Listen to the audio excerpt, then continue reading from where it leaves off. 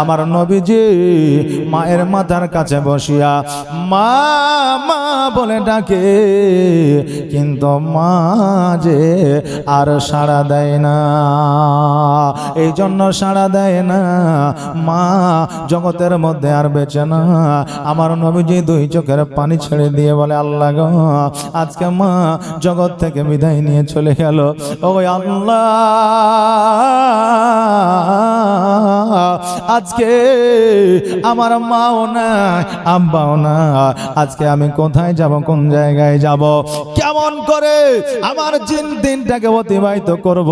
ও আল্লাহ, আজকে আমার মতো বড় এতিম আর কেউ রইল না। আমার নবীজি অঝর নয়নে যেন কান্না করে রে বাবা। দাসী আসিয়া আমার নবীজির মাথায় হাত বোলাইয়া বলে, ও মোহাম্মদ শোনো রে, আজকে তোমার আব্বা নাই, তোমার মা নাই, তো কি হয়েছে? তোমার দাদা আছে, আমি আছে, আমি তোমার দাদা যতদিন পর্যন্ত আছে তোমার কোনো অসুবিধা হবে না। নবীজি তবুও যেন কান্না বন্ধ করে না। কারণ হলো জগতের মধ্যে বাপ মায়ের চাইতে আপন আর কেউ হতে পারে না। আমার নবীজি ওই মাকামে আব্বা কিছু মানুষকে ডাকলেন। ডাকার পরে আমিনা রাদিয়াল্লাহু তাআলা আনহার দাফন কাফনের ব্যবস্থা করলেন। আমার নবীজি দুই চোখের পানি ছেড়ে দিয়া একবার আব্বা জানের কবরের দিকে তাকায়, একবার মায়ের কবরের দিকে তাকায়। উটের পৃষ্ঠে চেপে গিয়ে দুই চোখের পানি যেন অঝর নয়নে ঝরায়।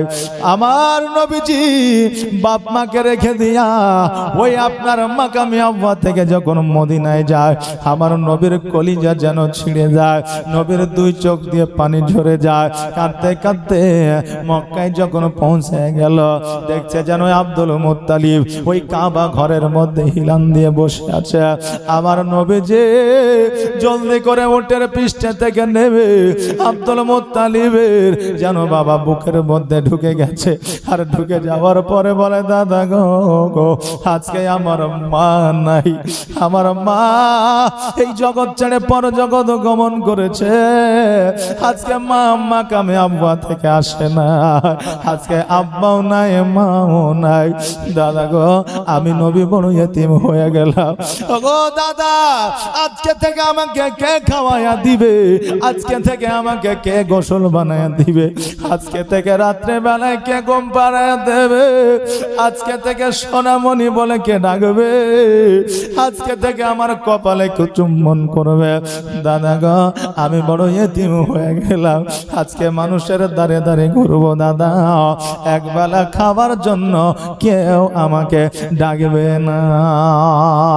আব্দুল মুত্তালিব দুই চোখের পানি ছেড়ে দিয়ে বলে, ভাই রে, আজকে আমি বুঝতে পেরেছিলাম, জানতে পেরেছিলাম আমার বেটায় আব্দুল্লাহ বাড়ি থেকে বাইরে হয়েছিল আর আমার বাড়িতে প্রবেশ করে না। যখন আমি না মক্কা থেকে মদিনা যাওয়ার জন্য বাড়ি থেকে বাইরে হইল, আমি আব্দুল মুত্তালিব বুঝতে পেরেছিলাম আমার আমিনা আর আমার বাড়িতে আসবে না। এই জন্য আমি কাঁদতেছিলাম, কিন্তু আমিনাকে আমি বলতে পারি না। ও মুহাম্মদ শোনো, আজকে তোমার মা নাই, তোমার আম্মা নাই, তুমি বড় এতিম হয়েছ। তবে মুহাম্মদ, আমি আব্দুল মুত্তালিব এখনো পর্যন্ত জগতের মধ্যে হায়াতে আছি, বেঁচে আছে। এ মুহাম্মদ শোনো, আজকে আমি কথা দিলাম, আমি যতদিন পর্যন্ত হায়াতে থাকবো অতদিন পর্যন্ত তোমার কোনো অসুবিধা হইতে দিব না। কারণ হইল, পৃথিবীর মধ্যে যদি আপনার আব্বা মারা যায়, মা মারা যায়, আপনার সন্তান যদি মারা যায়, আপনার যদি বিপদ হয়ে যায়, আল্লাহর প্রতি নারাজ হবেন না। কারণ যেইটা আপনার জন্য লিখেছে, হয়তো সেইটা আপনার জন্য আল্লাহ মঙ্গলের জন্য লিখেছে। জোরে বলেন সুবহানাল্লাহ। আর প্রেমের খেলা খেলছো দয়াল রে দয়াল, তোর খেলা চমৎকার।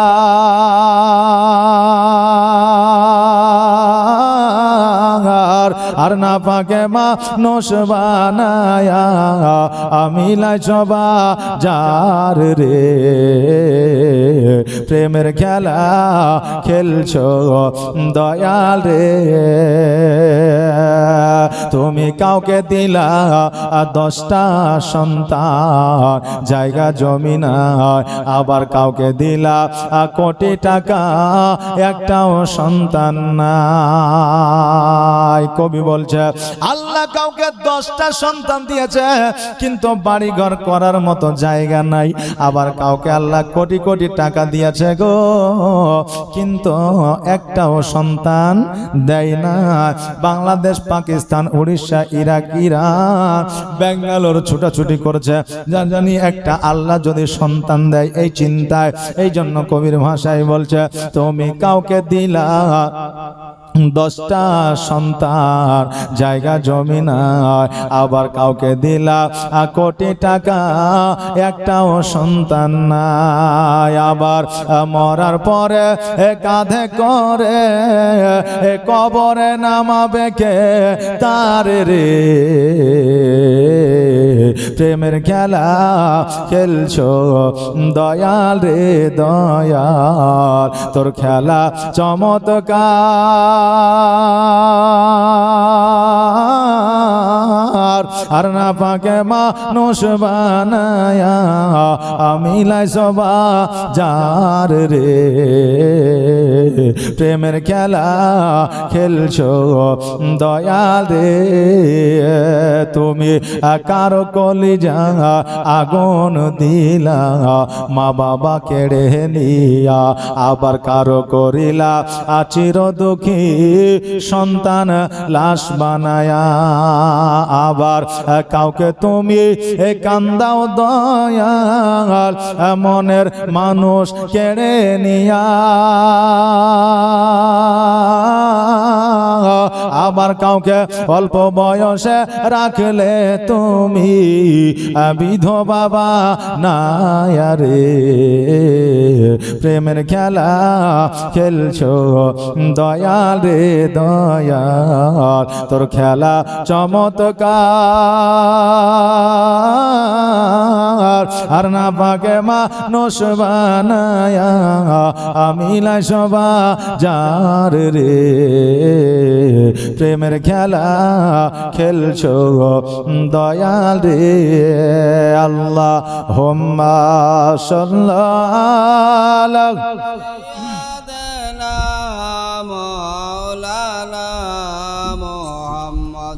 ওয়ালা আলে সাইয়্যিদিনা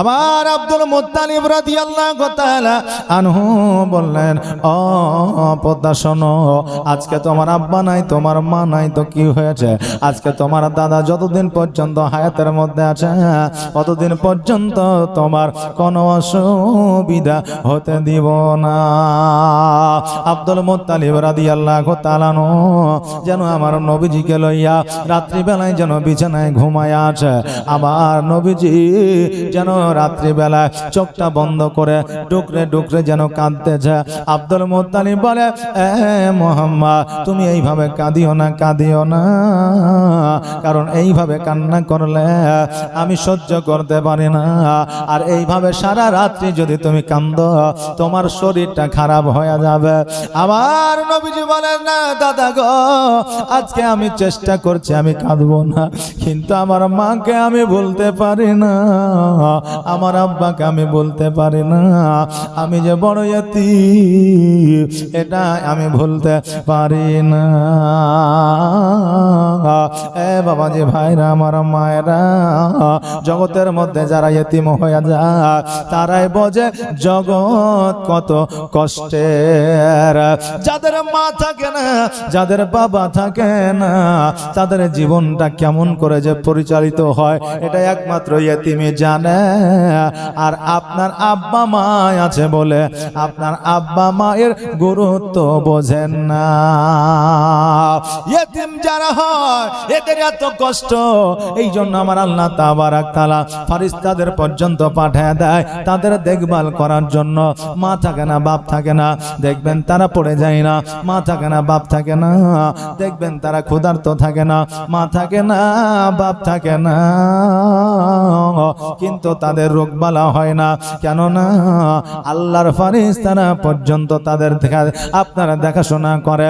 এমনকি রাস্তাঘাটে ধুলাবালিতে যদি পড়ে থাকে ওই ধুলাবালি পর্যন্ত আমার আল্লাহর ফেরেশতারা ইতিমদের শরীর থেকে ঝেড়ে দেয়। জোরে বলেন সুবহানাল্লাহ। রাস্তার ধারে ইতিম বাচ্চা কেন বসে কান্দে রে, আরশের পায়া হিলে রে। আর ইতিম বাচ্চা বসে বসে কেন আজ কান্দিয়া যা,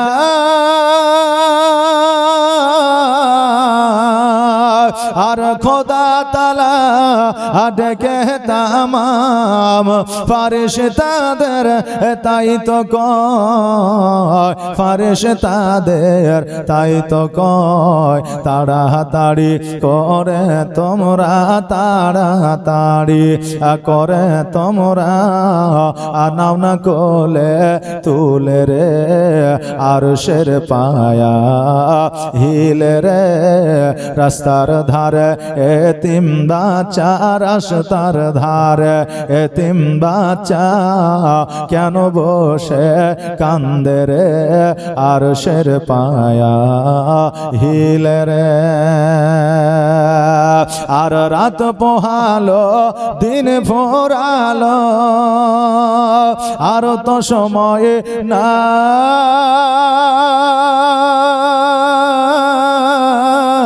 আর নাই গো পিতা নাই গো মাতা, কোথায় গেলে মোরা শান্তি পায়, কোথায় গেলে মোরা শান্তি পায়। থাকো তো যদি পিতা মাতা, থাকো তো যদি পিতা মাতা, দুঃখ চেতাম ভুলে রে, আরশের পায়া হিলে রে।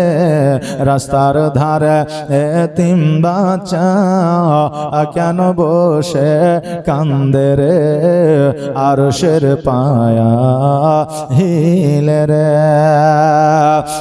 বাবাজি ভাইরা, জগতের মধ্যে যারা এতিম আছে তাদেরকে টাকা দিয়ে, পয়সা দিয়ে, ধন দিয়ে, সম্পদ দিয়ে যদি আপনি সহযোগিতা না করতে পারেন, ওই এতিমের মাথায় যদি একবার হাতখানা বুলায় দেয়, আমার আল্লাহ ওই হাত বুলায় দেওয়ার কারণে একটা হজের সব দান করে দেয়। জোরে বলেন সুবহানাল্লাহ।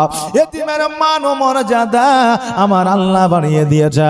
আমার নবীজি সারা রাত যেন আপনার ডুকরে ডুকরে কেঁদেছে। সকাল হয়েছে, আপনার বিছানা থেকে, ঘর থেকে বাইরে এসেছে। বাইরে আসার পরে ডাক দেয়, দাদা গো আমি নবীজি চোখ খুলেছি, কিন্তু দিন হয়েছে, কিন্তু অন্ধকার কেন দেখা যায়। আব্দুল মুত্তালিব জানতে পারলেন, বুঝতে পারলেন আমার পোতা চোখের জ্যোতি হারিয়েছে। এত কেঁদেছে, এত কেঁদেছে, চোখের পানি পুরো শেষ হয়ে গেছে। আর চোখের পানি শেষ হয়ে যাওয়ার কারণে আজকে চোখে অন্ধকার দেখতেছে। আমার আব্দুল মুত্তালিব রাদিয়াল্লাহু তাআলা আনহু আমার নবীজিকে লইয়া একটা হাকিমের কাছে গেল।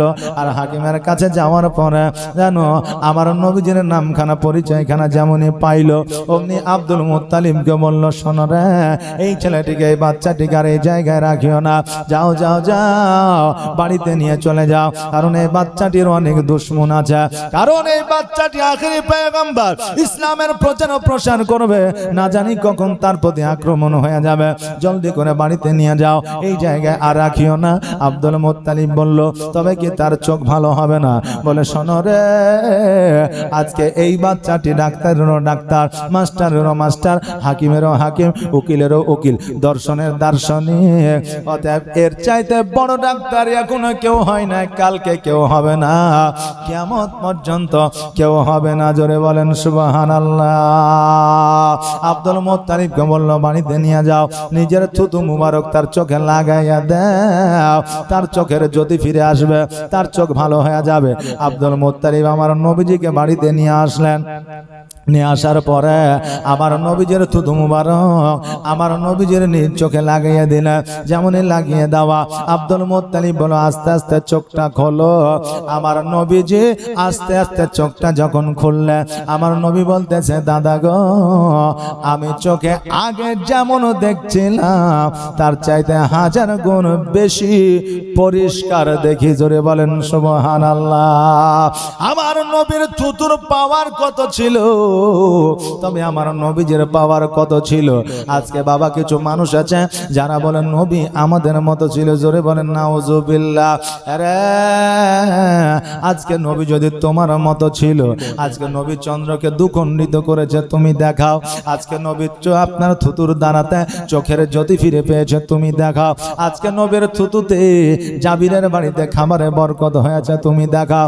আজকে নবীর শরীর থেকে আপনার সুগন্ধ বের হতো, আমার নবীজির ঘাম দিয়া সাহাবীরা আতর বানাইতো। আর আজকে তুমি একদিন গোসল না করলে তোমাকে পাশে তোমার বিবিও ঘুমাইতে দেয় না। আর ওই বলছে যে নবী আমার মতো ছিল। নাউজুবিল্লাহি মিন জালিক। বাপজি ভাইরা, আমার মায়েরা, নবীর মতো আর জগতে কেউ আসেনি, আসবেও না। আর নবীর মতো আলা কেউ হয়নি আর হবেও না। বাপজি ভাইরা, আমার মায়েরা, আজকে নবী যে আমাদের যে শিক্ষা দিয়ে গেছে, বড় বড় প্রফেসর, বড় বড় আপনার ডাক্তার মাস্টারও সেই শিক্ষা দিয়ে যেতে কিয়ামত পর্যন্ত পারবে না। জোরে বলেন সুবহানাল্লাহ। আমি এতিম হয়ে কাঁদি না কেন তোমরা বলতে পারো, আমি এতিম হয়ে কাঁদি না কেন তোমরা বলতে পারো। এতিম ছিলেন আমার নবী, এতিম আমিও। নেই বাবা মা আমার, নেই যে বাড়ি ঘর, নেই বাবা মা আমার, নেই যে বাড়ি ঘর। আমার মতো কপাল পোড়া নেই তো ভবে আর, তবু মনে নিয়ে যন্ত্রণা, তবু মনে নিয়ে যন্ত্রণা কাটাই দিনেরা।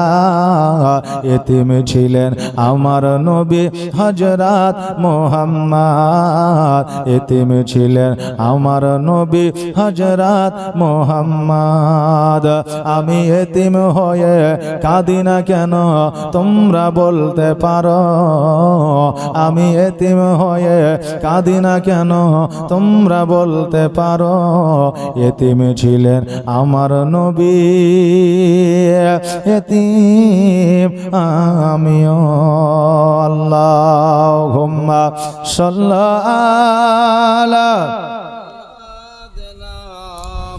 মাওলানা মুহাম্মদ ওয়া আলা মাওলানা মুহাম্মদ। বাবাজি ভাইরা, নবীজিকে যারা ভালোবাসলো দিল থেকে, অন্তর থেকে, প্রাণ থেকে, কাল কিয়ামতের দিনে তারা পাইলো। আর নবীকে যারা ভালোবাসলো না, কিয়ামত পর্যন্ত তাদের নসিবে জান্নাত জুড়বে না। কারণ নবী ছাড়া কারো গতি না। আদম আলাইহিস সালাম যখন জগতের মধ্যে আসলো, হাওয়া আলাইহিস সালামকে দেখতে পাইল না। গন্ধম ফল খাওয়ার কারণে বহু বছর দোয়া করেছে, তো আল্লাহর দরবারে কবুল হয় না। যেই দিন আমার নবীর ওসিলায় দোয়া করেছে, কারেন্টের মতো আমার আল্লাহ কবুল করেছে। জোরে বলেন সুবহানাল্লাহ। আমার আল্লাহ বললেন, আদম আলাইহিস সালাম এ আমার আখেরি পয়গম্বর, এ হলো আমার হাবিব, একে আমি মহব্বত করি, এ আমার দোস্ত। এটা তুমি কেমন করে জানলে? কারণ তোমাকে তো বলি না। আদম আলাইহিস সালাম বলে, আল্লাহ গো, আমি যখন জান্নাতে ঘুরতেছিলাম, জান্নাতের দরওয়াজায় গেটে গেটে সর্ব জায়গায় মুহাম্মাদুর রাসূলুল্লাহ সাল্লাল্লাহু তাআলা আলাইহি ওয়াসাল্লাম নামখানা দেখেছি, আল্লাহর নবী মুহাম্মদ। আজকে আমার মনে প্রাণে একটা মাথায় ব্রেনে বুদ্ধি ঘাটল, না জানি ওই নামখানা কার। আজকে ওই নামের ওসিলায় দোয়া আমি চাইব, যেমন ওই নামের ওসিলায় দোয়া চেয়েছি আল্লাহ, আজকে ওই ওসিলা তুমি কবুল করেছো। জোরে বলেন সুবহানাল্লাহ।